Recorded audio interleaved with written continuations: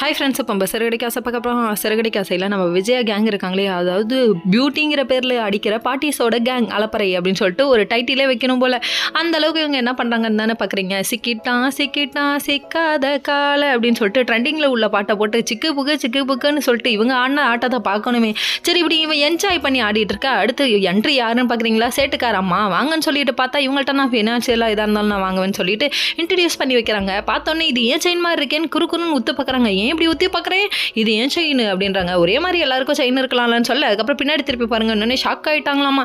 கடைசியில் நான் தரமாட்டேன், என்ன நடந்தாலும் நான் தரமாட்டேன்னு சொல்கிறாங்க. போலீஸ்க்கு நான் போகிறேன்னு சொன்னோன்னே பயந்து போய் கொடுத்துட்டு வந்துட்டாங்கங்க. திருட்டு குடும்பமான்னு சொல்லிட்டு அசிங்கப்படுத்தி அனுப்புனது தான் மிச்சம். நம்ம விஜய் கோவமாக கிளம்பி வராங்க. இது தெரியாத நம்ம ரோகிணி விஜயாவை கவுக்கணுங்கிறதுக்காக புடவை ஆன்லைனில் ஆர்டர் பண்ணி வாங்கி கொண்டு வந்து கொடுத்தாதான் நம்மளை வெளியே விடுவாங்கன்னு அவங்க நினச்சிட்டு இருக்காங்க. ஐயோ மாட்டிக்கிட்டானே, மொத்தமாக மாட்டிக்கிட்டானே அப்படிங்கிற மாதிரி ஆயிடுச்சு. வீட்டுக்கு வந்தோடனே ஆன்ட்டி இந்தாங்க ஆன்ட்டின்னு சொல்லி கொடுக்க, ஐயோ முழுசா சந்திரமுகியா மாறின உன் மனைவி கங்காவை பார் அப்படின்னு சொல்லிட்டு அண்ணாமலைகிட்ட சொல்லலாம் போல. அந்த அளவுக்கு இருக்கு நம்ம விஜயா. கடைசியில் அவ்வளோ டெரரில் உட்காந்துருக்க. அப்புறம் பிடிச்சி அடியடின்னு அடிக்கிறாங்க. என்னாச்சுன்னு மீட்டிங்கை போட்டாங்க.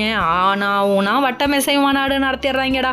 என்னாச்சுன்னு பார்த்தா கடைசியில் திருட்டு நகை வாங்கி கொடுத்துருக்கா. இவ திருடி கொடுத்துருக்கான்னு சொல்ல, இல்லை நானே ஏமாந்துட்டேன், எனக்கு தெரியலன்னு கடைசியாக தாங்க விஷயத்த சொல்கிறாங்க. நான் திருடுறவெல்லாம் இல்லை அப்படின்னு சொல்லி கேட்குறாங்க. போய் சொல்கிறவளுக்கு திருடுறது எவ்வளோ மாத்திரம் அப்படிங்கிறாங்க. இந்த மாதிரிலாம் பண்ணுற ஆள் இல்லை ஆண்டி அப்படின்னு சொல்லிட்டு ரொம்ப ஃபீல் பண்ணுறாங்க. 1 லட்ச ரூபாய் கொடுத்து வாங்கினேன்னு சொல்ல, என்னம்மா கடையில் வாங்கினியான்னு சொல்லி கேட்க, கடையில் எல்லாம் தெரிஞ்சவங்க மூலியமாக வாங்கினோன்னே கம்மி ரேட்டுக்கு வருதுன்னு நீ வாங்கிட்ட, இது ரொம்ப தப்புமா, சிட்டிக்கிட்ட ஏமாந்தது இப்போ தான் புரியுதா உங்களுக்கு, சிட்டின்னு சொன்னால் அடிப்பாங்களேன்னு வாயை முடிட்டு இருக்காங்க. விஜய் ஒரு பக்கம் 1 லட்ச ரூபா